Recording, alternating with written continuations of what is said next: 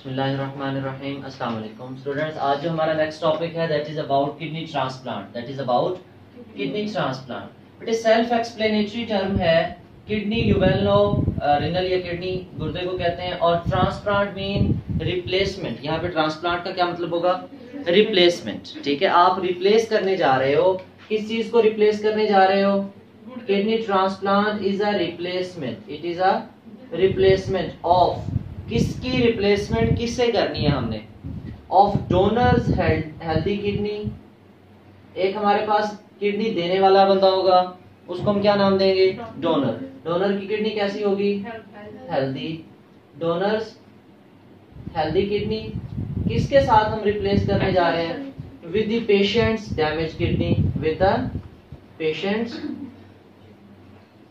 Patient की हमारे पास कौन सी किडनी होगी? Damage kidney.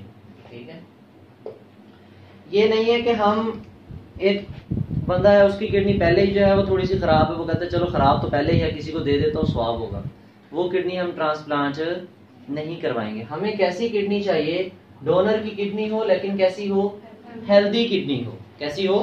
कि जिस बंदे में हम किडनी ट्रांसप्लांट करने जा रहे हैं, किडनी लगा रहे हैं, उसको फायदा भी हो, उसको फायदा भी हो। तो kidney transplant it is the replacement.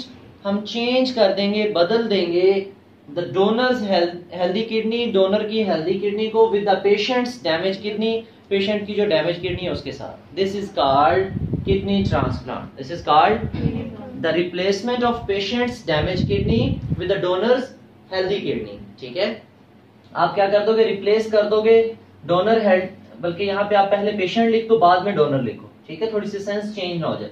Replacement of patients damage kidney, हम यहाँ पे पेशेंट लिख लेते हैं क्योंकि पेशेंट की किडनी हम रिप्लेस कर रहे हैं। और ये ना समझें कि हम पेशेंट के जो डोनर है उसमें पेशेंट की किडनी निकाल के लगा रहे हैं। Patients healthy, patients damage kidney हो जाएगी, और डोनर की कौन सी हो जाएगी? Healthy kidney. ठीक है, अब डोनर कौन होगा? ऑब्वियसली इंसान होगा। ठीक है, लेकिन कंडीशंस हम रखेंगे कि कौन सा बंदा जो है वो किडनी दे सकता है। क्लियर? फर्स्ट ऑफ ऑल हम कहेंगे कि जो किडनी डोनर है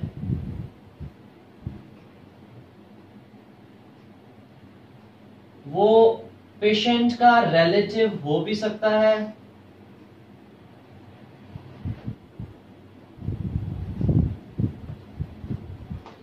रिलेटिव हो भी सकते हैं और नहीं भी। ठीक है, पेशेंट का रिलेटिव हो भी सकता है, और जरूरी नहीं है कि उसका खूनी रिश्तेदार हो, ब्लड रिलेशन हो, जरूरी नहीं है। हमें क्या चाहिए?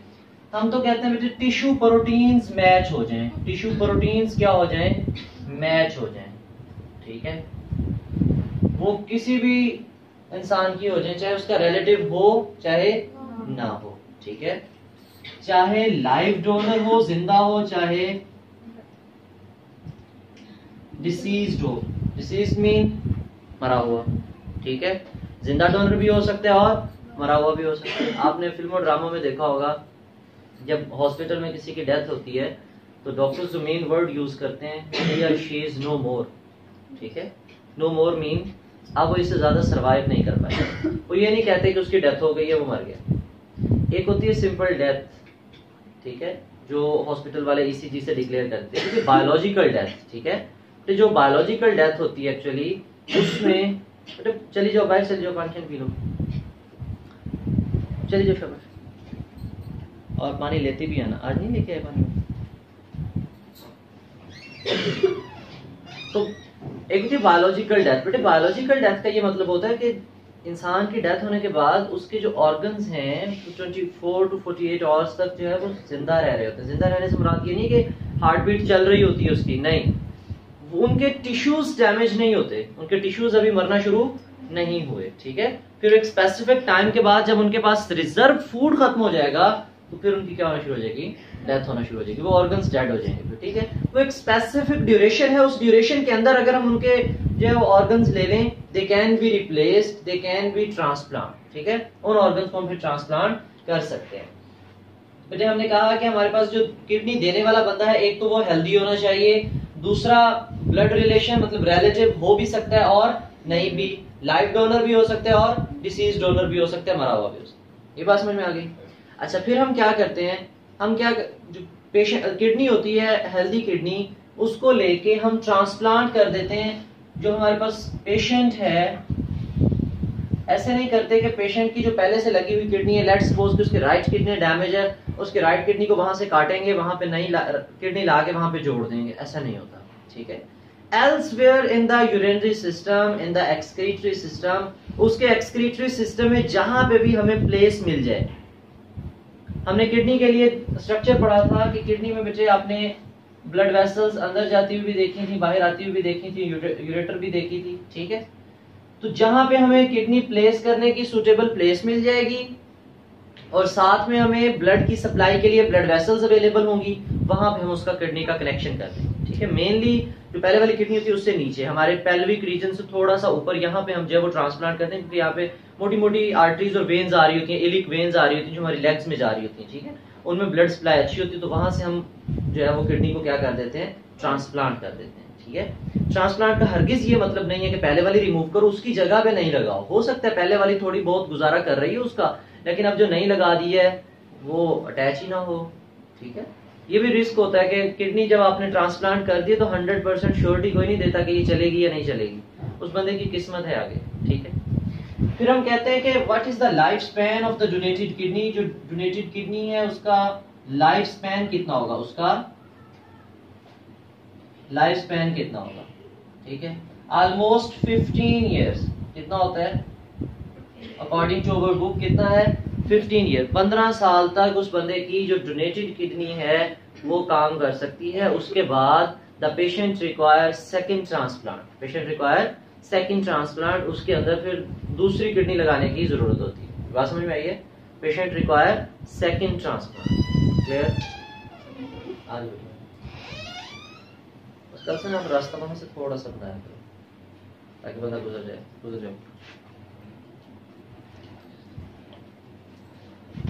उनको दे दो, किसी ने पीछे पीना पकड़ा दो।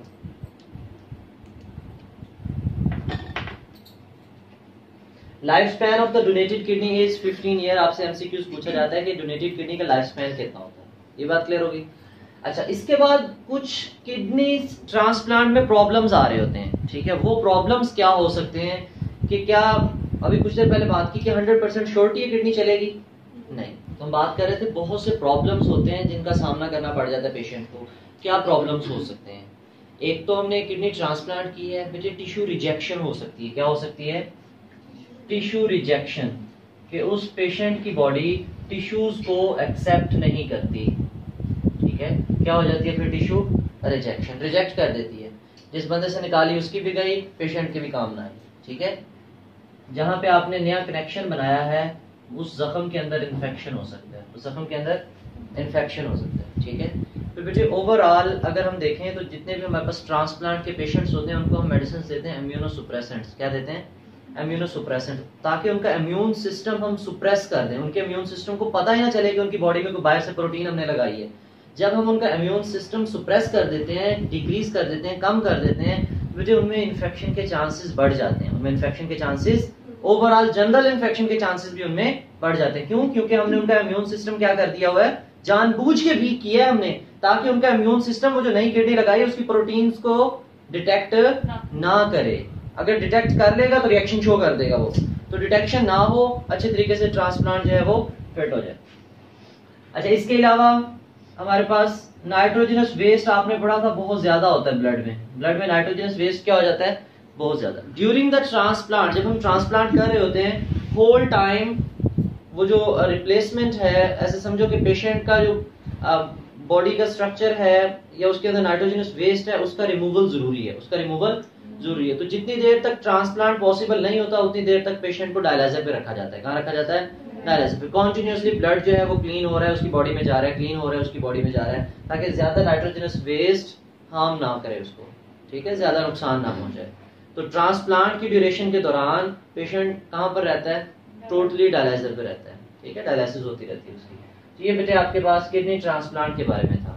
अब किडनी ट्रांसप्लांट की जरूरत क्यों पेश आती है, कल भी हमने पढ़ा था कि जो डायलिसिस है वो एक लेबोरियस प्रोसेस है, पेशेंट भी उकता जाता है और खास तौर पर उसके अटेंडेंट्स जो हैं वो ज्यादा जो है वो तंग आ जाते हैं।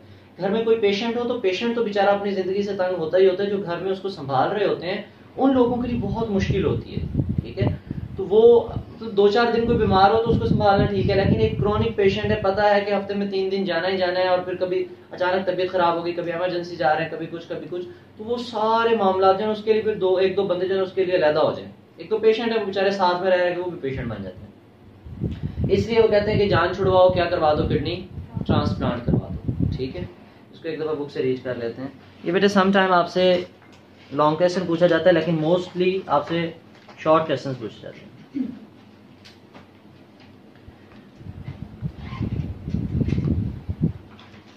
पेज नंबर है 20, किडनी ट्रांसप्लांट। इसमें जब डेफिनेशन आएगी तो मैं निशान लगवा दूंगा। वी नो दैट, हम जानते हैं, the dialysis needs to be repeated after every few days. अगर हीमोडायलिसिस है तो फिर 3 डेज, अगर पेरिटोनियल डायलिसिस है तो पर डे होगी।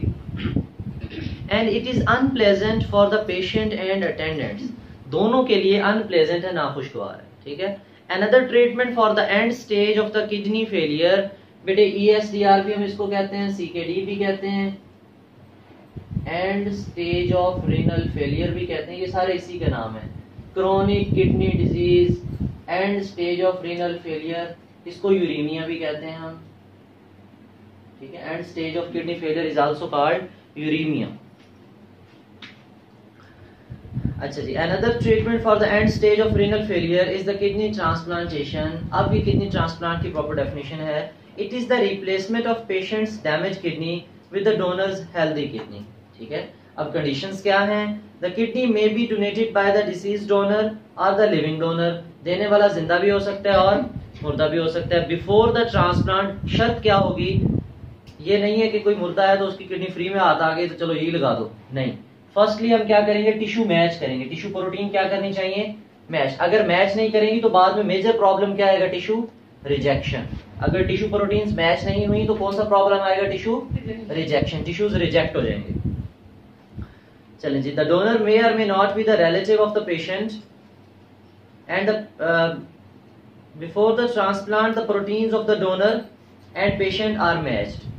The donor's kidney is transplanted in the patient's body and is connected to the patient's blood and urinary system elsewhere in the body। कहीं पे भी हम लगा सकते हैं, लेकिन उसके हमने यूरिनरी सिस्टम के साथ फिट करनी है, ठीक है। अब यूरिनरी सिस्टम यहाँ पे तो नहीं आया हुआ, अल्टीमेटली किडनी से नीचे है, यूरेटर है, then urinary bladder and urethra, तो इसी एरिया के अंदर हम फिट करेंगे। अब ये एवरेज लाइफ स्पैन है। The average lifetime for a donated kidney is 10 to 15 year, मतलब मैक्सिमम 15 तक जाता है। आपकी बुक में रेंज लिखी है 10 to 15 ईयर, 10 to 15 ईयर, ठीक है। 10 से 15 साल की ड्यूरेशन है। चले, in this when a transplant fail, जब पहला ट्रांसप्लांट फेल हो जाए तो फिर क्या करेंगे हम? The patient may be given a second transplant, फिर पेशेंट को सेकंड ट्रांसप्लांट की जरूरत है। अब कुछ प्रॉब्लम्स होते हैं जो एसोसिएटेड होते हैं विद द किडनी ट्रांसप्लांट। वो कौन कौन से हमारे पास? प्रॉब्लम्स आफ्टर द ट्रांसप्लांट में इंक्लूड ट्रांसप्लांट रिजेक्शन या tissue rejection, infection, imbalance in the body salts, क्योंकि डायलाइजर के ऊपर है बंदा तो साल्ट्स वगैरह जो है वो डायलिसिस के जरिए बॉडी से क्या हो जाते हैं? रिमूव हो जाते हैं। क्योंकि हमने प्रीवियस लेक्चर्स में भी यही पढ़ा ना, डायलिसिस का ड्रॉबैक बॉडी वेट लॉस हो जाता है। वेट क्या हो जाता है? लॉस हो जाता है। बहुत सी काम के हमारे आयंस जो है वो फिल्टर हो जाते हैं, ठीक है। तो इस वजह से इम्बैलेंस ऑफ साल्ट्स हो जाता है, इम्बैलेंस ऑफ साल्ट्स का इम्बैलेंस हो जाता है, और वेस्ट मटेरियल, नाइट्रोजनस वेस्ट वगैरह जो है वो बॉडी में वैसे इंक्रीज हो रहा है, और भी बढ़ जाते हैं, कुछ स्पेसिफिक साल्ट्स बढ़ जाते हैं, जिसके नतीजे में हमारी जो बॉडी सिक्रीशंस है वो भी बढ़ जाती हैं। बॉडी सिक्रीशंस है वो भी बढ़ जाती हैं। स्टमक है, उसके अंदर एसिड सिक्रीशन बढ़ जाएगी, उसमें एसिड सिक्रीशन बढ़ जाएगी, तो एसिडिटी होगी नहीं होगी? अगर मुसलसल एसिडिटी हो रही है तो आपने पढ़ा था डाइजेस्टिव सिस्टम के डिसऑर्डर में क्या हो जाएगा? अल्सर। क्या हो सकता है? अल्सर हो सकता है, वो भी साल्ट्स के इम्बैलेंस की वजह से। तो imbalance in the body salts which can lead to the bone problem and ulcer. आपने पढ़ा था अगर कैल्शियम बॉडी से लॉस हो जाए तो हड्डियां तो बहुत मजबूत हो जाएंगी ना इंसान की, है ना? नहीं, क्या हो जाएंगी? कमजोर हो जाएंगी, ठीक है। डायलिसिस के अंदर होता ही है, कैल्शियम लॉस हो जाती है, बोन्स वीक हो जाती हैं, पोरस हो जाती हैं, ठीक है। और लास्ट में आपने अल्सर पढ़ लिया। साइड बॉक्स देखो बेटे, एनालाइज एंड इंटरप्रेट, आपने rationalise why the dialysis machine is considered as artificial kidney. क्यों है? क्योंकि बेटे उसके अंदर हम एक आर्टिफिशियल फिल्टर लगाया था, उसमें हमने क्या लगाया था? Artificial filter, design dialysis apparatus by cellophane paper and empty photographic film case. ये आपका प्रोजेक्ट है, जैसे आपको छोटे क्लासों के अंदर प्रोजेक्ट मिलता था ना, फलां चीज बना के लाओ, ठीक है, आप जो है वो ग्रास लैंड बना के लाओ, या आप जो है वो घर बना के लाओ, या मीनार पाकिस्तान बना के लाओ, तो ऐसी चीजें छोटे छोटे प्रोजेक्ट बनाते थे बच्चे। तो बिल्कुल ऐसे ही वो कहते हैं आप सेलोफेन टेप से और जो है फोटोग्राफिक फिल्म केस लेके उसे आप किडनी बनाओगे और पूरा बल्कि डायलिसिस अपरेटस बनाओगे। इस होल टॉपिक में आपका कोई क्वेश्चन हो तो आप कमेंट सेक्शन में पूछ सकते हो। थैंक यू, अल्लाह हाफिज़।